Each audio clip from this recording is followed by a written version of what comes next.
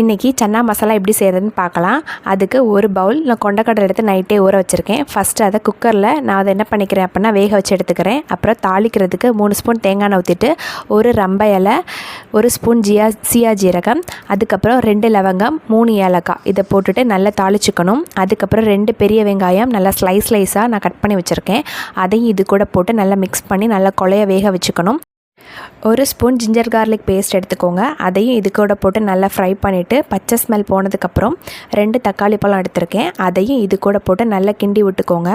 கொஞ்சம் நேரம் மூடி போட்டு சமைச்சிக்கோங்க. ஸோ அந்த ஸ்மெல்லு போனதுக்கப்புறம் நல்லா குழஞ்சி வந்ததுக்கப்புறம் இந்த ஸ்டேஜில் ஒரு உருளைக்கிழங்கு எடுத்து அதில் போட்டு நல்லா மிக்ஸ் பண்ணி விட்ருங்க.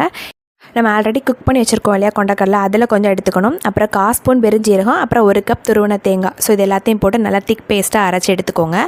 அதுக்கப்புறம் நமக்கு சேர்க்க வேண்டிய மசாலா பொருள் பார்த்துடலாம். 1 ஸ்பூன் கொத்தமல்லி பொடி, அப்புறம் 1/2 ஸ்பூன் மிளகாய் பொடி, அதுக்கப்புறம் ஆல்ரெடி நான் வீட்டில் கரம் மசாலா பொடி நான் வீட்டில் இருக்கிறதான் போட்டிருக்கேன். அதில் 1/4 ஸ்பூன் எடுத்துக்கோங்க.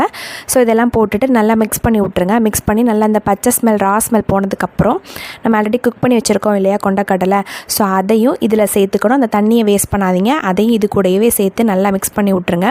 நல்ல கொதி வரட்டும். கொதி வந்ததுக்கப்புறம் உப்பு பார்த்துக்கோங்க. உப்பு பார்த்து இந்த ஸ்டேஜில் போட்டுக்கோங்க. அதுக்கப்புறம் ஃபைனலாக நம்ம அரைச்சி வச்சுருப்போம் இல்லையா மசாலா, அதையும் இது கூட நல்லா சேர்த்து மிக்ஸ் பண்ணி நல்லா கொதிக்க விட்டுற வேண்டியதான். அவ்வளோதான், chana masala ready. Okay friends, வீட்டில் ட்ரை பண்ணி பாருங்கள். நாளைக்கு நம்ம இன்னொரு டிஷ்ஷில் சந்திக்கலாம். மறக்காமல் சப்ஸ்கிரைப் பண்ணுங்கள்.